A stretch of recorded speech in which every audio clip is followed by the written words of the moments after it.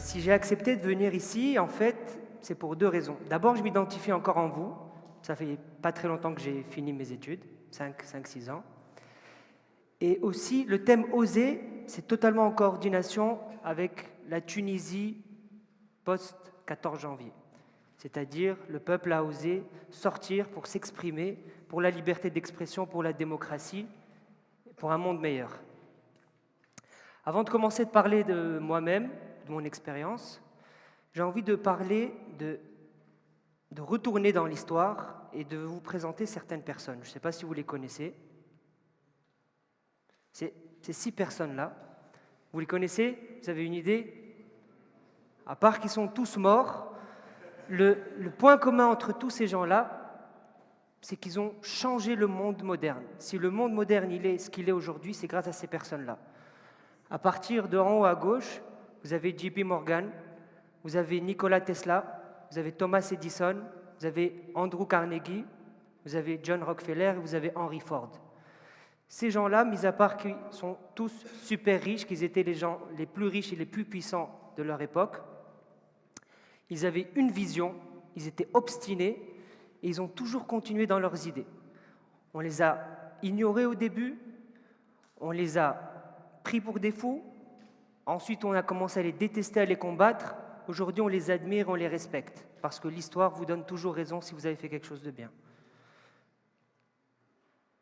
Thomas Edison, donc, pourquoi je vous présente ces personnes? C'est qu'ils ont tous des parcours différents. Il y en a qui ont été ingénieurs, ils ont eu des parents analphabètes, parfois ils n'ont même pas étudié, issus de milieux modestes, comme Rockefeller, père alcoolique, ou comme à l'opposé, vous avez JP Morgan, son père était un banquier. Donc, le seul point commun, c'est qu'ils ont osé et qu'ils ont continué à se défier. Ils ont eu beaucoup d'audace au fil de leur carrière. Donc, Thomas Edison, c'est grâce à lui qu'aujourd'hui il y a la lumière. C'est associé avec JP Morgan. Il y a la lumière, l'électricité, le cinéma, General Electric, les réacteurs d'avion, etc. Nikola Tesla, il a été ruiné. Il a continué à défier le monde. Il a défié son premier employeur, qui était JP Morgan et Thomas Edison. Il leur a fait concurrence et c'est grâce à lui qu'aujourd'hui il y a des centrales électriques, etc. Alors, ces gens-là, non seulement ils ont défié l'État, les gens, ils se sont défiés eux-mêmes, ils ont défié leur famille, ils ont défié les idées reçues, mais ils se sont défiés entre eux-mêmes aussi. Rockefeller a défini Carnegie. Carnegie, c'était un magnat de l'acier, fabriquait de l'acier. Rockefeller a voulu le copier. Il a défié, il n'a pas réussi, mais ils se sont associés ensuite. JP Morgan et Edison, ils ont osé défier Rockefeller. Pourquoi? L'électricité, aujourd'hui, c'est une invention. On a l'impression que c'est quelque chose d'utile et on ne peut pas s'en passer. Mais avant l'électricité, il y avait Rockefeller. On se chauffait avec des lampes à huile, enfin, au kérosène exactement. Donc, je vais faire le parallèle. On commence souvent des projets et tout le monde nous dit à quoi ça sert, ça ne sert à rien. Eh bien, à l'époque où l'électricité a été créée, tout le monde dit que ça ne servait à rien, parce qu'il y avait déjà le kérosène, il y avait Rockefeller qui avait un empire qui commandait et qui illuminait nos maisons et qui illuminait le monde à l'époque. Ils se sont quand même défiés. Tesla, comme je vous ai raconté, JP Morgan, etc. JP Morgan contre son propre père. C'est-à-dire, lorsqu'on défie sa propre famille, c'est quelque chose de beaucoup plus difficile que de défier le monde, parce que notre premier monde, c'est notre famille. Si on n'a pas le soutien de notre famille, c'est très difficile d'avancer dans nos défis futurs ou passés. Alors, mon exemple que j'ai pris ici, c'est Ford. Ford, pourquoi? Parce que, pour revenir à notre petite échelle, divisée par 1000 en Tunisie, on peut tous s'identifier à ces gens-là. Moi, je m'identifie à chacun de ces personnes-là parce qu'il ne faut pas voir le résultat final. Il faut voir les défis, les étapes, une après une, comment on a réussi à accomplir quelque chose, aussi petite soit-elle, dans notre milieu pour changer notre monde. Influencer une dizaine de personnes, 3, 4 personnes, peu importe. L'essentiel, c'est ce qui pourrait nous faire avancer tous ensemble. Pour revenir donc sur moi, je vais commencer à parler de moi. Donc, je suis Zied Giga, fondateur de Waliscar. Ça, c'est la petite voiture tunisienne et ça, c'est moi. Quand j'ai commencé, je me suis dit, je vais faire une voiture. C'est pas venu comme ça. Je ne me suis pas assis, je me suis dit, je vais faire une voiture. Premièrement, il y a la passion. Quand on aime ce qu'on fait, on ne calcule pas. Et là on parle de oser, défier, etc. Lorsqu'on est animé par une passion, on n'a pas l'impression de défier les gens ou de oser. Oser, c'est toujours par rapport à l'extérieur. C'est les gens, ils disent « Waouh, il a osé, waouh, il a fait ça ». Moi, j'ai jamais eu l'impression d'avoir fait quelque chose de spécial, parce que j'aime ce que je fais. Ça, c'est le regard extérieur. Et mon idée s'est coupée. Ça, c'est la première chose, la passion. La deuxième idée, c'est que défier, pourquoi les gens n'osent pas? On a toujours peur, en fait. On a peur de ne pas réussir, peur de ne pas gagner d'argent, peur du regard des autres. Tout ça, c'est le plus gros frein. Les plus gros freins sont psychologiques. Ce n'est pas l'argent, ce n'est pas le milieu social, ce n'est pas les gens que vous connaissez, c'est vous dans votre esprit, dans votre tête, comment vous surpassez. Ça, c'est la clé de la réussite. Je reviens aux États-Unis et à tous ces gens-là. Ces gens-là ont construit des empires lorsque personne ne croyait aux États-Unis. Aujourd'hui, les États-Unis, bien sûr, tout le monde y croit, mais avant, personne n'y croyait. Comme personne ne croyait en notre révolution, comme personne ne croyait en vous ou ne va pas croire en vous quand vous allez commencer un projet. Ben, ce n'est pas grave, regardez l'histoire, l'histoire c'est l'avenir. Il faut se comparer à ces gens-là. Les États-Unis sortaient d'une guerre, la guerre de récession, comme nous, on sort d'une révolution, qu'on est en train de réussir, la guerre de sécession, pardon. La guerre de sécession, 1 million de morts aux États-Unis. Et avant ça, ils ont défié l'Angleterre pour devenir indépendants, première puissance mondiale à l'époque. Donc, ces gens sont animés d'une énergie. Okay? Et c'est cette énergie-là qui nous fait avancer. C'est ce qui m'a fait avancer personnellement. Donc, premièrement, je n'ai jamais eu peur, grâce à mon éducation. Je n'ai jamais eu peur des tabous et des qu'en dira-t-on. Donc, too many men are afraid of being fools. On a peur du regard des autres, donc on n'ose pas. On ne fait rien, on est statique, on est figé. Comme parlait notre aventurier tout à l'heure, il parlait de l'argent. L'argent corrompt. Oui, l'argent corrompt lorsque c'est un but en soi. Tous ces gens-là n'ont jamais pensé à l'argent comme première motivation. Ils avaient des défauts, comme moi, comme vous. Ils étaient mégalomanes, ils avaient une vision qu'ils voulaient imposer aux gens, mais ce n'était pas l'argent. L'argent n'est qu'un résultat, c'est venu plus tard, à force de travail, à force de persévérance.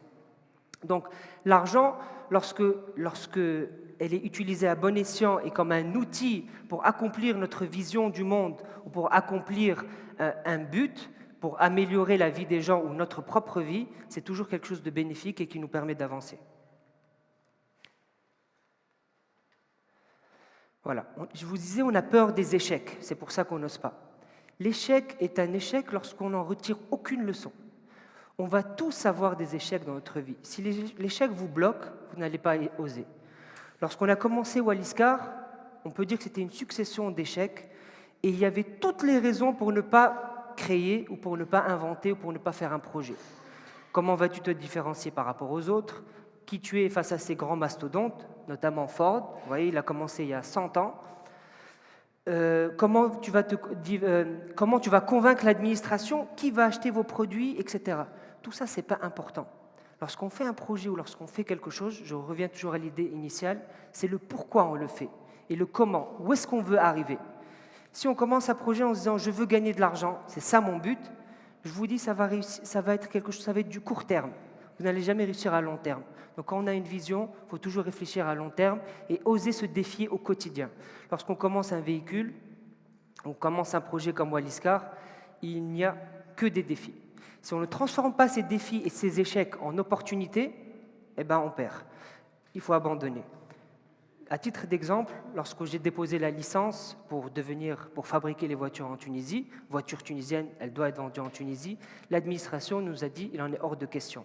À l'époque, 65 voire 70% des véhicules vendus en Tunisie étaient vendus par la famille de Ben Ali. Donc ils nous ont dit, après bien sûr, enfin ils m'ont dit, j'avais 25 ans, que c'était possible qu'à l'export.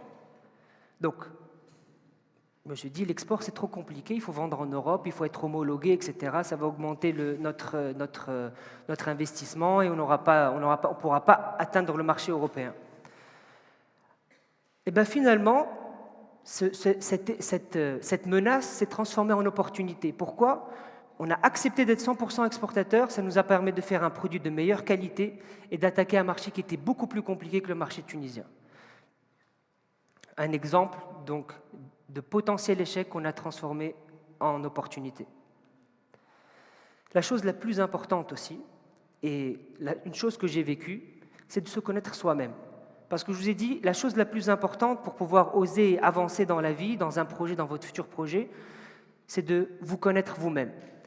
Encore une menace et quelque chose qui peut paraître très négatif, mais pour moi qui a été la meilleure expérience de ma vie, c'est d'avoir été en prison. J'ai passé 1 an et 1 mois en prison, on va dire pour une erreur juridique, et je suis sorti grâce à la Révolution. La prison, c'est quelque chose qui m'a permis de me connaître moi-même, beaucoup mieux qu'avant, d'avoir encore des convictions plus fortes et justement de continuer à avancer dans la vie et d'être plus sûr de ce que je fais. Toutes les personnes qui ont réussi sur le long terme et qui ont avancé dans la vie, comme les messieurs que je vous ai montrés, ou comme les personnes là qui ont fait leur présentation, ce sont des gens qui se connaissent et qui savent ce qu'ils veulent dans leur vie, qui connaissent leur caractère et qui savent où est-ce qu'ils veulent aller. Chose qui est très importante aussi, on est beaucoup dans la théorie et on est beaucoup influencé par... vous êtes encore étudiant, mais on est souvent mis dans des cadres et on a l'impression qu'il faut toujours aller dans un chemin où la majorité va. Comme parlait tout à l'heure Céline, elle parlait des banques par exemple, parce qu'on ne veut pas prendre de risques, ou dans les assurances, etc. C'est très bien tout ça. Mais il faut être dans l'action, c'est ça qui est le plus important. Pour réussir, pour avancer, on doit être dans l'action. Ce n'est pas moi qui l'ai dit, c'est Gandhi. Enfin non, ça c'est moi qui le dis, mais Gandhi a dit « The future depends on what you do in the present », c'est-à-dire ne pas trop rêver. C'est bien de rêver, c'est bien d'oser, mais c'est encore mieux d'être dans l'action. On a vu plusieurs exemples, comme Red Bull par exemple, leur slogan c'est Wing, Give me wings, gives you wings. Voilà, alors ils ont osé, c'est-à-dire ils ont de l'audace, mais ils n'ont pas été téméraires. Téméraire c'est négatif, c'est-à-dire en gros être mgarba, prendre des risques qui ne sont pas calculés. Oser et être audacieux, c'est prendre des risques calculés. Si on ne prend pas de risques calculés, on se brûle les ailes automatiquement.